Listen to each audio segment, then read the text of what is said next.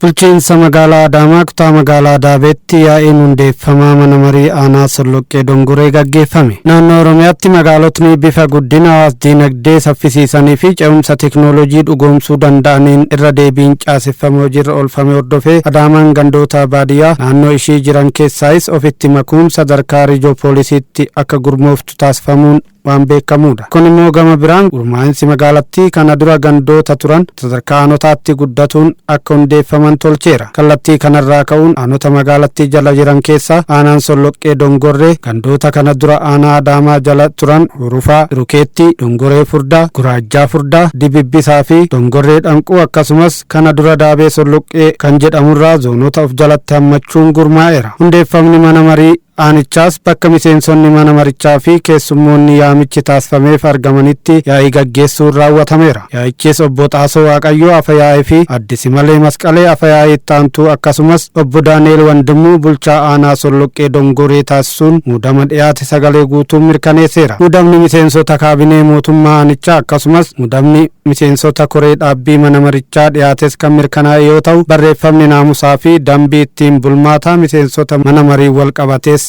raggaa'eera. Saganticha irratti argamuun kallattii kan ka'an Afayaa'iin mana marii magaalaa Adaamaa Deemmabeet Jibbaa uummatni mana marii kana cimsuun labsiiwwan baasuu fi hojiirra oolmaa isaanii hordofuun jijjiirama keessattuu gama humnoota waloo fayyadamuun dhufaa jiru utubuu akka qaban dhaaman. Labsiiwwan keenya caffeen gadi buuse xiyyeeffannoo guddaatti kennuudhaan mana marii kanaatiin hojiin gurguddaan akka hojjetamu beekuu qabna. Humnoota waloo arfan caffeen keenya labse kabajamaan miseensa mana marii aanaa Solloqqee Dongoree qixa barbaadamuun hojiitti hiikuu qaba. Caffeen keenya gumii olaanaadha. Caffeen keenya heera keenya ittiin bulmaata keenya aadaa keenya seenaa keenya kan ittiin hoogganamaa ture keessaa tokko caffee. Bulchaan bulchiinsa aanaa Solloqqee Dongoree obbo Daani'el Wandimuu gama isaaniitiin magaalotni qonnaan bultootaaf sodaa osoo hin taane abdii misoomaa fi jijjiiramaa akka ta'an hundeeffamni aanichaa mul'istuu tokko akka ta'e ibsan. Hawaasni keenya funyaan magaalaa ta'ee barootaaf gaafii misoomaa dheebuu hedduu kan keessummeessaa ture akka ta'e beekama. Rakkoon bu'uuraalee misoomaa ibsaan, bishaan, daandiin even if galteen qonnaallee yeroon itti rakkoo ta'u tureera jechuudha.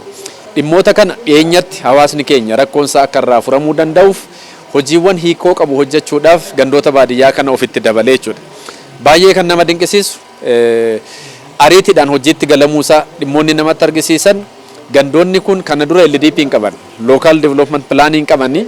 Pilaaniin Instituutii Oromiyaa faana ta'uudhaan hojiin kun eegalamee jira. Ce'umsa baadiyyaarraa gara magaalaatti taasifamu dhugoomsuuf qonnaan bultoota aanichaa gama hundaan hirmaachifnee jijjiiramaan gammaatti dhufe akka raacititti fayyadamuun xiyyeeffannoo olaanaan ni hojjannaa jedhan obbo Daani'el. Egaa gaafa magaalatti dabalamu jireenyi bu'uurri hawaasummaa inni ganama qabu kan qonnaan bulu sun akka jijjiiramu qofaa miti. Inni oomishtummaan isaa dabalee bu'aan achirraa argamu dabalee ilmaan isaa barsiifachuu akka danda'u waan itti aanuufis akka of qopheessu. Maaliin kan itti aanu? Oomishtummaan isaa erga dabalee ijoollee isaa erga barsiifatee kan itti aanu immoo damee investimentii keessatti qonnaan bulaan kun akkamitti galuu danda'a. Egaa magaalli bal'atee jira. Lafa isaarraa fudhachuu qofaaf miti kan dhufuu qabu. Gaafa magaalonni keenya guddatan rakkoon barootaaf Oromiyaa keessa ture hawaasni keenya moggaatti dhiibamaa jira. Isa kana reverse gochuudhaaf murteewwan gurguddaa magaalli keenya murteessee hojiin hojjetamaa jiran. Qonnaan bulaan haadhoo ilmaan qonnaan bulaa handhuura magaalaa keessatti diinagdee keessatti akka qooda fudhatan, siyaasa keessatti akka qooda fudhatan, hawaasummaa keessatti akka qooda fudhatan hojiin hangafaa kana godhannee hojjenne jechuudha. Jiraattonni aanichaa dubbifne yaada kennaniin duraan baadiyyaa jala jirra amma aanaa ta'ee hundeeffamuun isaa sirritti nutti tolee jira.